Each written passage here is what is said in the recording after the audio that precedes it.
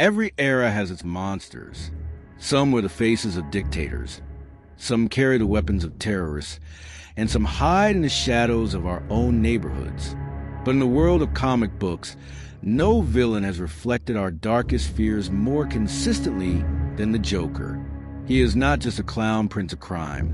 He is a mirror, a warped reflection of whatever evil society most dreads in a given time. From his very first appearance in 1940 to the modern reimaginings we see today, the Joker has been less of a fixed character and more of a cultural barometer. He is the villain who adapts to our nightmares.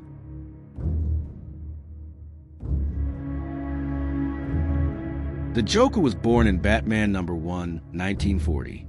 At the time, the world was on fire. World War II was raging, organized crime had carved its mark into American cities, and people feared both the gangster and the foreign saboteur. Out of this climate came the Joker, a man with a clown face who poisoned his victims with a smile. He wasn't silly, he wasn't goofy, he was terrifying. He killed without remorse, left his victims grinning corpses, and seemed to enjoy every second of it. In an era where Americans fear both crime bosses and enemy spies, the Joker combined those anxieties into something new. He was a gangster, yes, but one who was unpredictable, theatrical, and bloodthirsty. He was the nightmare criminal, the one who didn't just want your money. He wanted your life, and he wanted to laugh while taking it.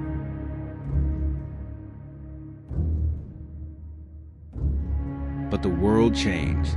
After the war, America entered a new era of paranoia. Suddenly, the biggest fear wasn't the mobster. It was a delinquent kid. Parents and politicians panicked about the rise of juvenile rebellion. They blamed comic books for corrupting youth. The infamous Comics Code authorities slammed down, censoring depictions of murder, gore, and psychological horror. And so the Joker changed again. Instead of killing, he pulled pranks. Instead of poisoning, he used joy buzzers, banana peels, and exploding cigars. He was written as a harmless trickster, a nuisance more than a threat. While this made him less frightening, it still mirrored the anxieties of the time.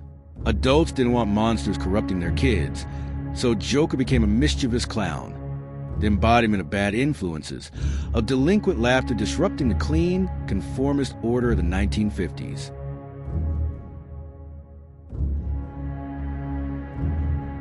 But the streets of America changed again.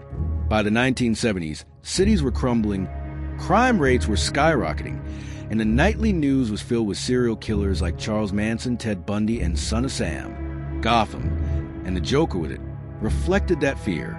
Writers brought the Joker back as a sadistic murderer, a psychopath with no regard for human life.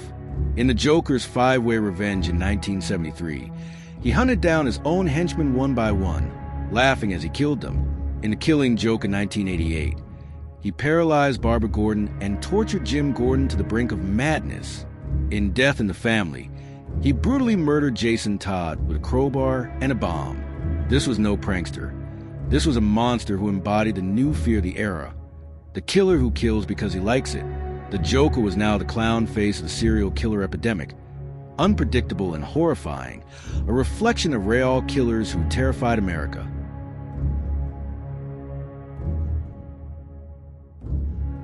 Then came the 1990s. The Cold War had ended, but America found itself facing new, shapeless fears. Domestic terrorism was on the rise. The Oklahoma City bombing shocked the nation, and nihilism crept into popular culture. The Joker once again evolved. He became less of a mobster and more of a domestic terrorist, an agent of chaos. In comics, in animation, and in pop culture, he wasn't just robbing banks anymore. He was setting bombs, holding cities hostage, and spreading toxins just to watch the world collapse. His crimes became spectacles of destruction, mirroring a society terrified by the idea that violence could come from within, from your own neighbors, from your own soil. The Joker of the 90s represented chaos in its purest form, homegrown, unmotivated, and terrifying.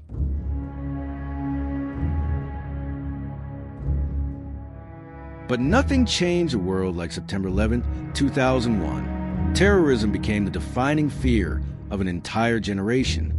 Enter Christopher Nolan's The Dark Knight in 2008, with Heath Ledger's unforgettable Joker.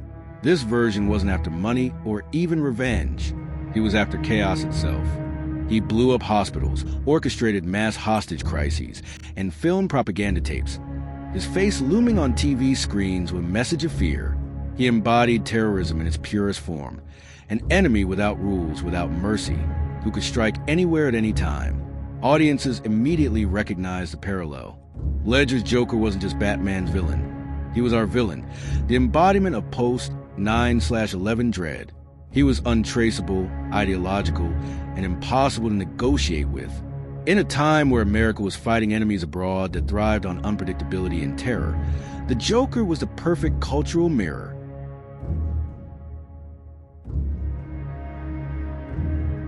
And that brings us to today. In 2019, Todd Phillips' Joker gave us Joaquin Phoenix as Arthur Fleck, a man broken by society. Unlike past Jokers, this one wasn't born a monster. He was made one, through neglect, humiliation, and despair. He was a failed comedian, the mentally ill man ignored by the system, who snapped and turned to violence. For many, this version of Joker hit uncomfortably close to home. He represented the modern fear of alienation, the lone wolf attacker, the radicalized outsider who blends into society until he finally lashes out. In an age of mass shootings, online radicalization, and social collapse, Arthur Fleck's Joker is terrifying not because he's larger than life, but because he feels disturbingly real. He embodies our dread that the next villain isn't a terrorist from abroad or a crime lord in the shadows. It's the person down the street who feels invisible until they decide to make the world see them.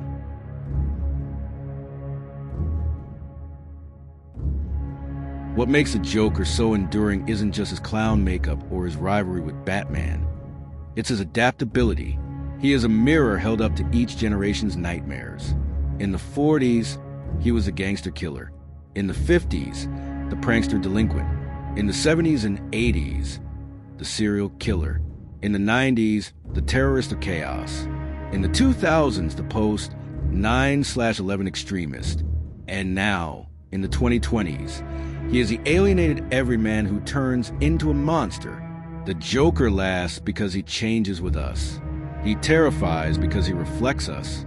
His painted smile is never just his. It's ours, staring back at us from the funhouse mirror of history. And that is why the Joker will never die. Because as long as society has fears, the clown will always come back to laugh at them.